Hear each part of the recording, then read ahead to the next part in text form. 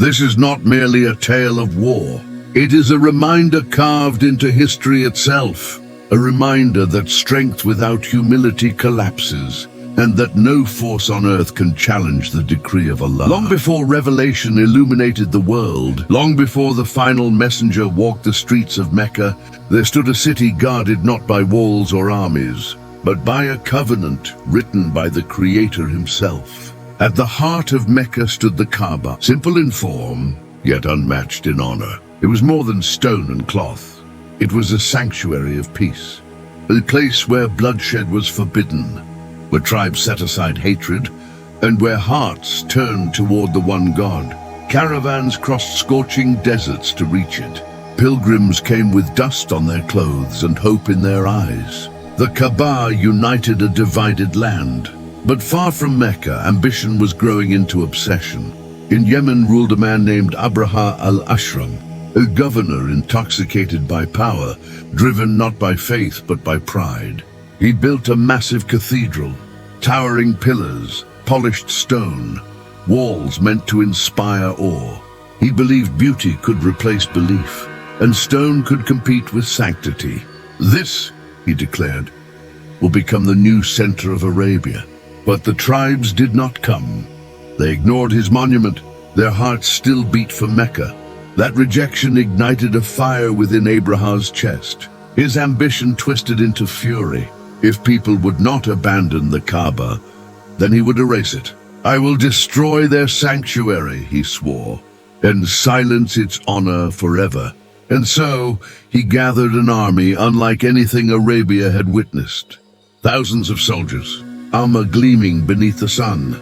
Drums thundered across the plains, and at the front marched towering elephants, massive creatures trained for war, symbols of unstoppable force. As the army advanced, the ground trembled beneath their weight. Dust swallowed the horizon. Villages froze in terror as the march passed by. News reached Mecca like a storm wind. Fear spread through the city. No army stood ready. No weapons could face elephants. Many families fled to the mountains, seeking refuge among the rocks. Yet one man stood calm amid the chaos. Abdul Muttalib, the respected elder of Quraysh, the guardian of the Kaaba, and the grandfather of the Prophet Muhammad. When Abraha's soldiers seized 200 of his camels, Abdul Muttalib did not rage. He did not plead. He walked with dignity into the enemy camp. Abraha looked down at him and scoffed. I expected you to beg for your sacred house, he said. Yet you speak only of animals. Abdul Muttalib replied with words that would echo through history. I am the owner of the camels. The house has an owner too, and he will protect it. Abraha laughed, blinded by arrogance. Your God cannot stop me. That night, Abdul Muttalib returned to Mecca.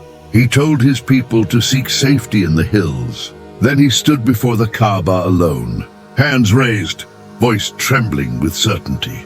O Allah, this house is yours. We have no power except you. Protect what belongs to you. At dawn, the attack began. The drum sounded, commands rang out. The lead elephant was pushed forward, but it refused. They beat it. They shouted. They pulled its chains. Still, it would not move toward the Kaaba. When turned back toward Yemen, it walked. When turned toward Mecca, it knelt. And then, the sky changed. From beyond human sight, an army descended that carried no swords. Small birds filled the air. Each carried stones of hardened clay, tiny yet deadly by divine command. They struck with precision. Armor cracked, bodies fell. Panic shattered discipline. Elephants rampaged. Soldiers fled.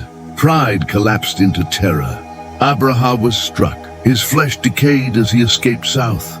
His once mighty army scattered across the desert, dying one by one. By the time he reached Yemen, death claimed him completely. The Kaaba stood untouched. No wall defended it. No army surrounded it.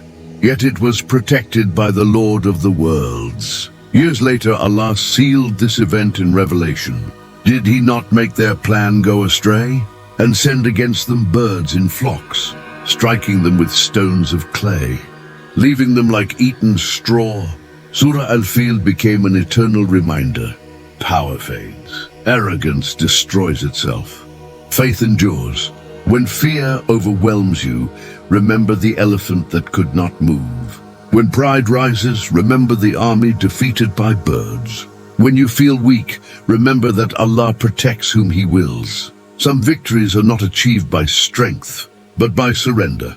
And the one who protected His house will never abandon those who walk sincerely in His path.